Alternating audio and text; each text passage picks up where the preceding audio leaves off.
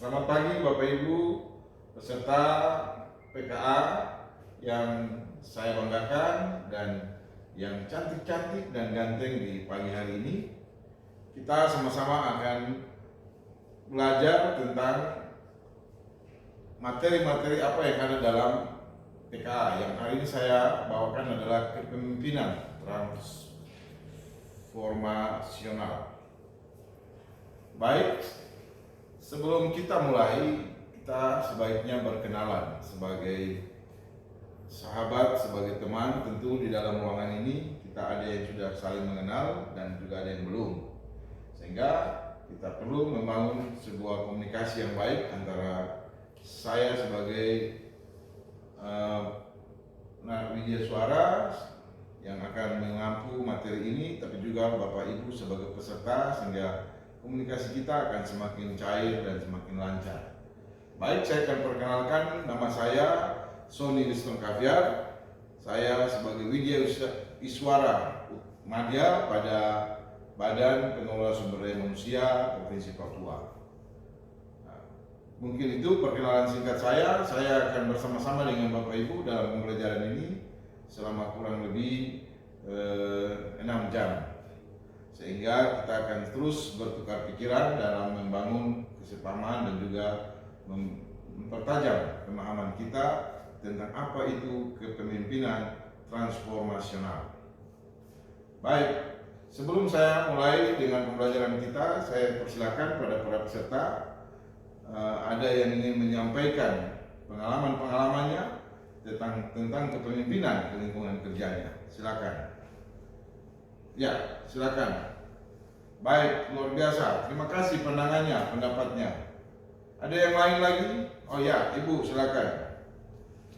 Ya, luar biasa. Pandangan dan pendapat yang baik sekali. Tujuan pembelajaran kita pada hari ini tentang kepemimpinan transformasional. Ya, ada banyak hal yang akan terjadi di lingkungan kita ketika kita sebagai seorang pemimpin. Kita tidak bisa peka, tidak tanggap dengan situasi yang terjadi di sekitar lingkungan kerja kita. Oleh sebab itu, Bapak Ibu ada dalam kegiatan ini, pelatihan kepemimpinan administrator adalah bagian dari bagaimana membangun pengetahuan, pemahaman, dan juga bagaimana memotivasi diri untuk bisa berubah dan menjadi yang lebih baik lagi dari yang baik. Baik, kita akan sama-sama membagi pengalaman kita. Sekarang saya tahu Bapak Ibu sebelum ke sini sudah mengikuti dan mengisi berbagai modul agenda yang telah dibaca dalam MOOC. Sehingga saya ingin mendengar dari Bapak Ibu siapa tokoh transformasional leader bagi Bapak Ibu peserta yang menjadi kebanggaan, yang menjadi idola, yang selalu mau diikuti jejaknya. Silakan. Baik, yang paling belakang. Ya, silakan Bu. Ya, luar biasa. Bapak, ya silakan. Ya, Insinyur Soekarno, Presiden Joko Widodo, luar biasa. Yang Ibu, ya Sri Mulyani, ya itu tokoh-tokoh transformasional yang hari ini dimiliki oleh bangsa Indonesia dalam kementerian, dalam jajaran pemerintahan di bawah kepemimpinan Presiden Joko Widodo. Ada banyak sekali leader-leader atau transformasional leader yang bisa kita lihat bagaimana mereka bekerja dengan giat meningkatkan pelayanan-pelayanan dalam sektor yang mereka tangani, baik dalam kementerian maupun dalam dirjen-dirjen maupun dalam unit-unit kerja lainnya yang mereka kembangkan hari ini. Dan Indonesia terus mengalami perubahan. Dan saya berharap kita yang ada di provinsi ini juga tidak tertinggal untuk terus mau melakukan transformasi diri, menemukan ide-ide, melakukan diskusi-diskusi, melakukan brainstorming atau melakukan banyak hal dengan teman-teman lain di luar lingkungan kerja kita.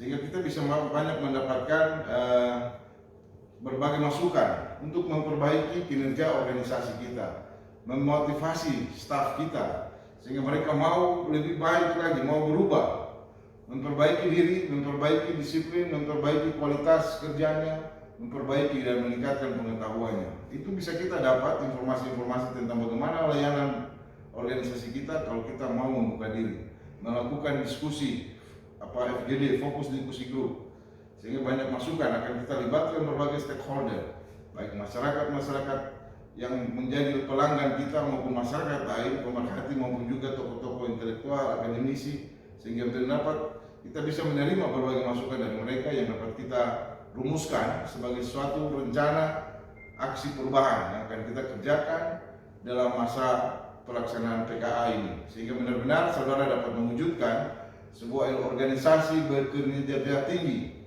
dengan bagaimana mempengaruhi lingkungan kerja yang ada di tempat saudara bekerja, berkoordinasi dengan pimpinan yang tentunya akan menjadi mentor, tapi juga dengan bawahan sebagai tim kerja dalam melakukan berbagai perubahan di lingkungan tempat kerja. Baik, sampai di sini ada yang ingin bertanya, saya persilakan sebelum saya meneruskan dan menyelesaikan pembahasan kita di saat ini. Baik, silakan. Terima kasih, pertanyaan yang bagus sekali. Baik, masih ada lagi? Ya. Pertanyaan dari teman kita, bagaimana untuk seseorang mau merubah dirinya sebagai seorang pemimpin dari seorang yang tadinya pendiam, yang tidak mau berinteraksi dengan orang lain, yang merasa dirinya lebih hebat, merasa dirinya lebih penting, tetapi mengalami suasana yang tidak bisa dia kembangkan di lingkungan kerjanya. Ya, itu pertanyaan yang sangat baik. Dan memang kita sebagai manusia, sebagai makhluk sosial, tentu kita akan ada dalam berbagai tantangan-tantangan kehidupan. Bukan hanya di dalam tempat kerja, di dalam organisasi kemasyarakatan ataupun dalam keluarga. Kadang menghadapi tekanan-tekanan itu membuat kita harus bisa menguasai diri kita, memutar pikiran kita untuk mencari solusi. Nah, solusi-solusi itu bisa kita dapatkan kalau kita dengan tenang, sabar, dan mengajak berbagai elemen, komponen atau stakeholder yang terlibat dengan pekerjaan kita, berdiskusi dengan mereka, sehingga kita akan mendapatkan masukan-masukan, saran, jawaban-jawaban yang bisa kita elaborasi dan kita jadikan itu sebagai acuan kita dan program kita dalam melakukan perubahan-perubahan di organisasi kita. Seseorang yang tadi diam dan tidak mau terbuka, di hari ini harus terbuka. Karena perkembangan ini luar biasa, seseorang akan tertinggal kalau tidak cepat beradaptasi, tidak mau mengikuti dinamika perkembangan yang terjadi. Oleh sebab itu, seorang pemimpin, seorang leader transformasional, dia harus bisa beradaptasi dan melakukan berbagai perubahan dengan situasi perkembangan teknologi maupun perkembangan ilmu komunikasi yang terus berkembang di hari ini dengan era digital. Ada yang namanya 4.0 dan juga ada 5.0, sehingga perkembangan pelayanan-pelayanan pemerintah akan terus bergerak kepada yang namanya penggunaan digital dalam pelayanan-pelayanan, sehingga orang bisa saja dari rumah memberikan pelayanan atau mengurus kartu keluarga, mengurus KTP dan lain-lain. Dan itu harus betul-betul kita bisa menyiapkan SDM, staf yang betul-betul tangguh, yang bisa sabar bekerja dan berhadapan dengan sebuah mesin atau sebuah alat teknologi yang akan kita pakai dalam pelayanan. Dan melakukan perubahan dalam organisasi kita harus betul-betul dengan teraten, dengan tenang, dengan sabar, dan bisa membangkitkan staf, membangkitkan mitra kerja untuk sama-sama terlibat dalam sebuah perubahan, sebuah inovasi yang akan dilakukan oleh para peserta pada saat merancang rancangan aksi perubahan. Saya kira itu yang ingin saya tegaskan, sehingga saudara-saudara akan menjadi seorang pemimpin yang betul-betul membawa perubahan di dalam organisasi, di dalam kehidupan staf, maupun juga di dalam pemerintahan, sehingga akan nampak dan organisasi saudara-saudara akan bisa eksis ketika saudara-saudara bisa mengelaborasi diri, melakukan transformasi di dalam organisasi, sehingga bisa beradaptasi dengan lingkungan yang terus berkembang. Apalagi kita baru selesai dari pandemi COVID-19 yang menuntut semua orang untuk harus menyesuaikan, melakukan langkah-langkah, lompatan-lompatan dalam pelayanan-pelayanan baik oleh pemerintah maupun swasta lainnya. Demikian apa yang ingin saya sampaikan. Semoga bisa bermanfaat bagi para peserta dalam mengikuti pelatihan ini hingga selesai dan bisa menjadi pemimpin yang hebat, pemimpin yang bisa melakukan perubahan, sebuah inovasi di tempat kerjanya. Tuhan berkati kita sekalian. Selamat pagi atau selamat siang. Jangan pernah berhenti belajar, karena orang yang berhenti belajar adalah orang yang tidak mau berubah. Salam sehat.